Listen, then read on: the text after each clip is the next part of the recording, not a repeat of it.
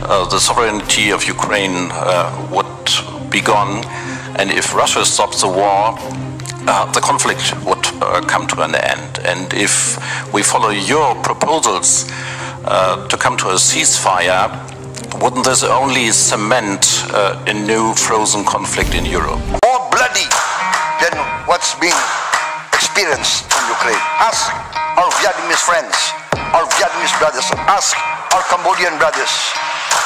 Ask them how many times they've been invaded. Ask our Vietnamese friends how many times we have been invaded. Ask Indonesians how many times we have been invaded. We know war.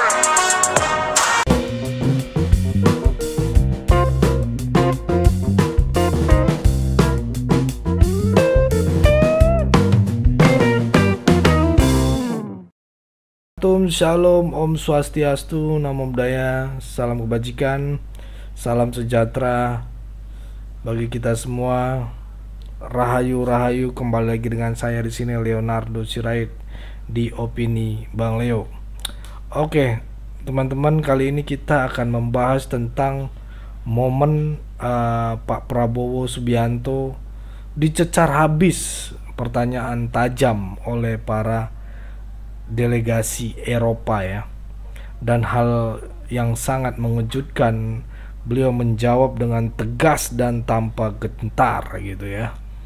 Emang Pak Prabowo ini nggak ada lawan lah ya teman-teman ya, di manca Asia ya, ya cocok ya yang disebut dengan macan Asianya keluar tuh ya teman-teman ya, membuat wakil-wakil Eropa tersebut terdiam dan tak berkutik.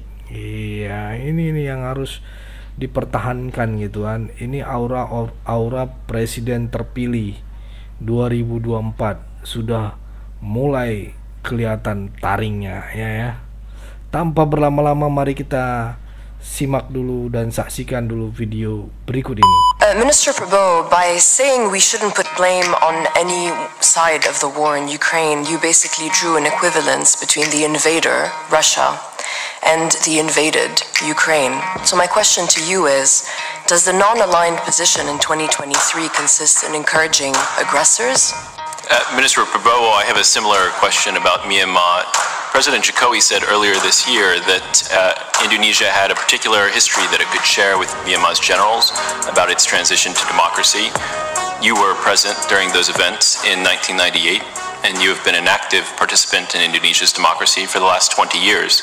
So I wonder, in your particular capacity, what advice you would give to Myanmar's generals if you had the chance. Thank you. So my question to the Minister Prabowo is, as Indonesia is an ASEAN chairman for this year, how Indonesia can walk closely together with Thailand, which is another ASEAN member, and China, which is ASEAN partner, to mitigate, or if possible, to address the Myanmar crisis. I would also like to refer to the proposals from Minister Prabowo to solve the conflict in Ukraine.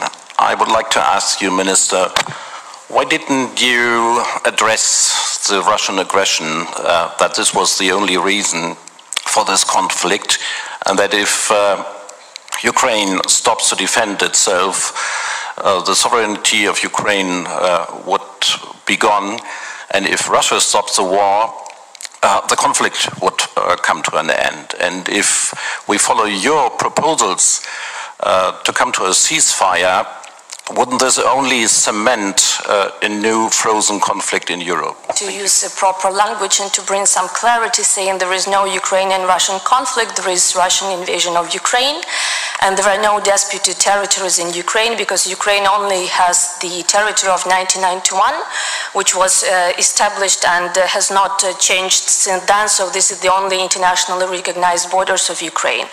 But I think there is a major illusion also that if we have a ceasefire, as it is now, we will have a decrease in atrocities. Actually, I think that it will only bring not to cessation of atrocities, but actually to increasing them, giving Russia a free hand in raping Ukrainian women, in killing civilians, and also in kidnapping Ukrainian children from the occupied territories. So I do think that we have to be very clear in what we say. But John, thank you. I don't know if I can answer these questions in 3 minutes, but I will try. Several questions insinuated that I'm equating between the invader and the invaded. I think this is an emotional reaction, but what I'm putting forward is conflict resolution. I'm not saying which side is right or wrong. And I think this is being taken mistakenly, because Indonesia's position is very clear. In the United Nations, we voted against the Russian invasion. We voted, you can check our voting record. We are not talking about right or wrong.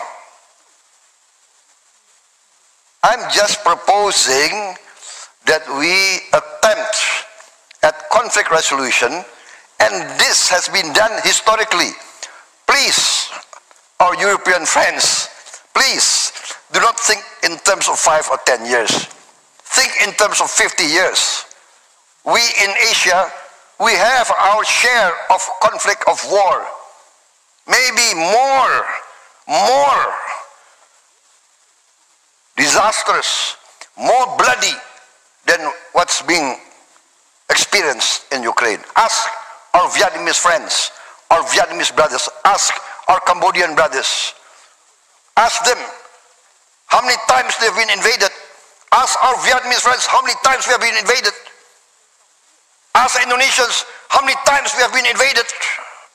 We know war. We want to resolve. We want to help. But again, it's up to the two parties. What is the United Nations for, if not for conflict resolution? Why is a proposal for a demilitarized zone so taken as if it's not rational? We have a demilitarized zone in Korea. We had a demilitarized zone between North and South Vietnam. We had a demilitarized zone in the Sinai. We have now United States monitoring force in many countries. There are conflicts not only in Europe. There are violations of sovereignty not only in Europe. Ask our brothers in the Middle East.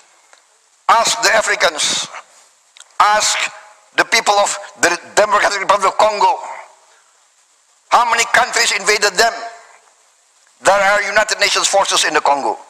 So what I'm proposing is how we try to resolve this conflict by respecting the United Nations. That's all. I'm not equating aggression with the aggressors. Please understand, we in this part of the world, we have been victims of aggression many, many times. I think that's my answer. And for Myanmar, very clear that ASEAN has not accepted the authoritarian and the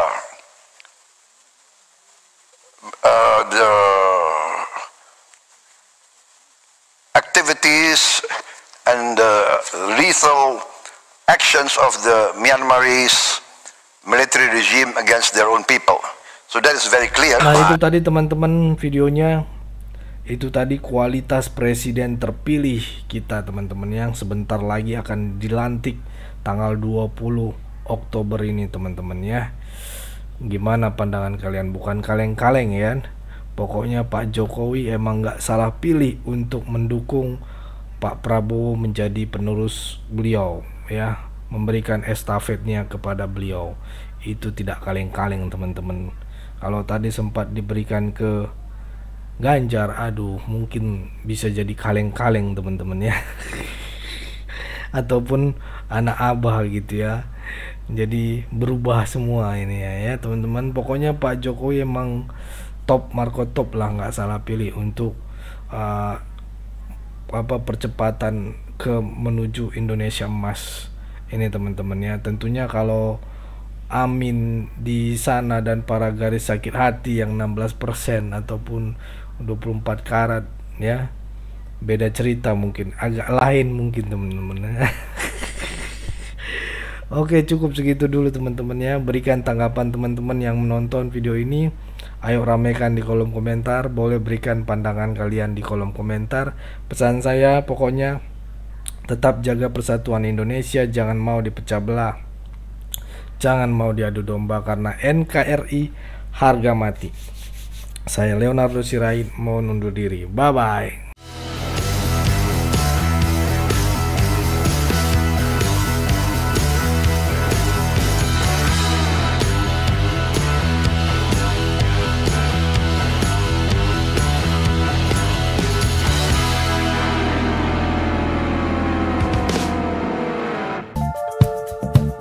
Kawan-kawan yang mau mendukung Sirait Media, boleh melalui rekening ini, dan bisa melalui kris mobile banking ini. Dengan cara scan barcode kris ini, di mobile banking, kawan-kawan.